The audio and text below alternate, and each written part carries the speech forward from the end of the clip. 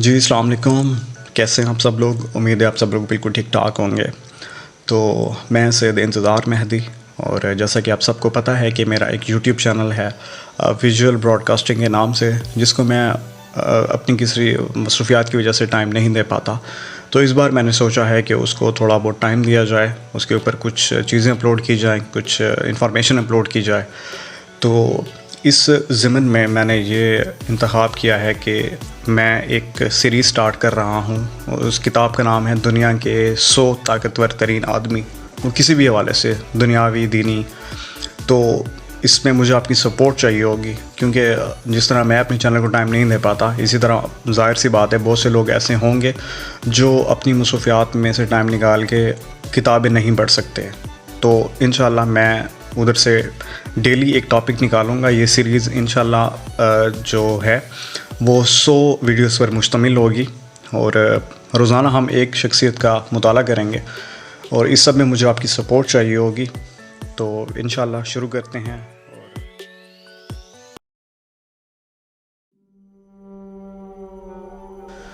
دنیا کے 100 طاقتور ترین انسانوں میں سب سے پہلے ہمارے پیارے نبی حضرت محمد مصطفیٰ صلی اللہ علیہ وآلہ وسلم، اور ممکن ہے، بلکہ عین ممکن ہے کہ شاید کچھ لوگ یہ سمجھیں کہ دنیا کے طاقتور ترین انسانوں میں سب سے پہلے نمبر پہ حضرت محمد مصطفیٰ، تو بھلے ہی سوچتے رہیں، ہمیں کوئی فرق نہیں پڑتا، کیونکہ ہمارا ایمان ہے کہ ہمارے پیارے نبی حضرت محمد مصطفیٰ صلی اللہ علیہ وآلہ وسلم دنیا کے 100 طاقتور ترین، یا جتنے بھی، بلکہ سب سے اولین ہیں۔ تو چلیے شروع کرتے ہیں اس سیریز کو، جس کا نام ہے دنیا کے 100 طاقتور ترین انسان۔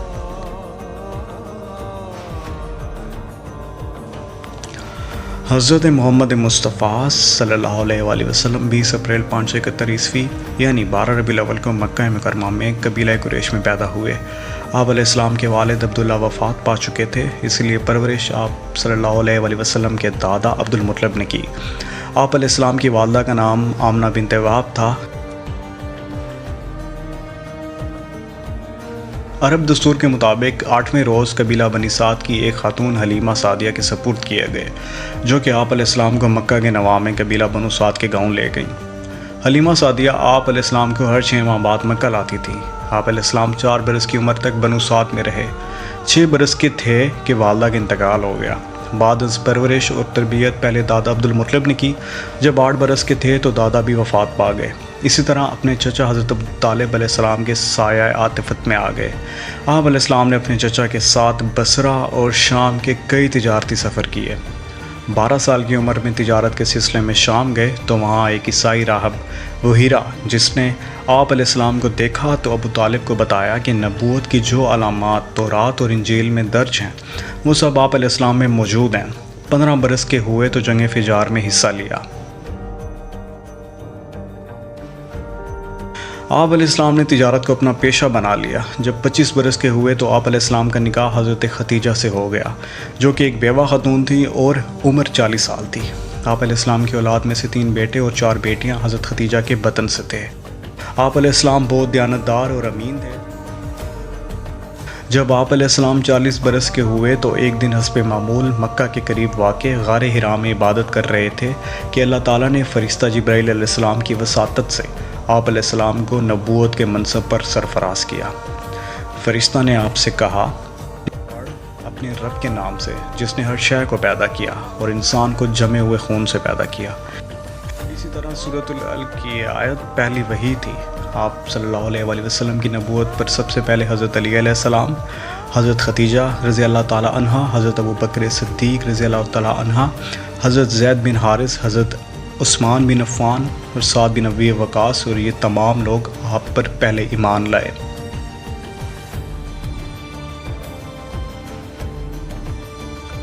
آپ علیہ السلام نے جب اسلام کی تبلیغ شروع کی تو مکہ کے قریش نے اس کی مخالفت کی اور مسلمانوں پر ظلم و تشدد کیا۔ اس کے نتیجے میں چند مسلمان ہجرت کر کے حبشہ چلے گئے۔ بعد از آپ علیہ السلام نے بھی حضرت ابوبکر صدیق کے ہمراہ مدینہ کی جانب ہجرت کی۔ یہ واقعہ 622 عیسوی میں پیش آیا۔ مدینہ پہنچنے سے پہلے آپ علیہ السلام نے قباء کے مقام پر قیام کیا اور وہاں مسجد قباء کی بنیاد رکھی، جو کہ مسلمانوں کی پہلی مسجد تھی۔ اسی طرح مدینہ پہنچ کر آپ علیہ السلام نے حضرت ابو ایوب انصاری کے گھر پر قیام کیا۔ آپ علیہ السلام نے مہاجرین اور انصار میں رشتہ مواخات قائم کر دیا۔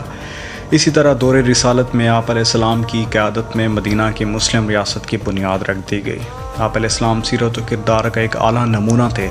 آپ علیہ السلام بیک وقت ایک بے مثال قائد، بلند پایہ منتظم اور بہادر سپہ سالار تھے۔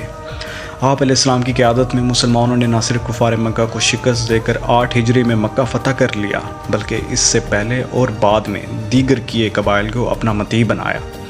آپ علیہ السلام کی قیادت میں ہونے والے غزوات میں غزوہ بدر، غزوہ احد، غزوہ خندق، غزوہ خیبر اور غزوہ حنین نمایاں تھے۔ آپ علیہ السلام نے 10 ہجری میں حج بیت اللہ ادا کیا، جو کہ حجۃ الوداع کہلاتا ہے۔ اس حج کے دوران 1,24,000 صحابہ کرام موجود تھے، جن میں 40,000 آپ صلی اللہ علیہ وآلہ وسلم کے ہم رکاب تھے۔ آپ علیہ السلام کی عمر 63 سال تھی۔ آپ کو اسی حجرے میں سپرد خاک کیا گیا جس میں آپ علیہ السلام کی وفات ہوئی تھی۔ آپ علیہ السلام کا روضہ مبارک مسجد نبوی کے اندر واقع ہے۔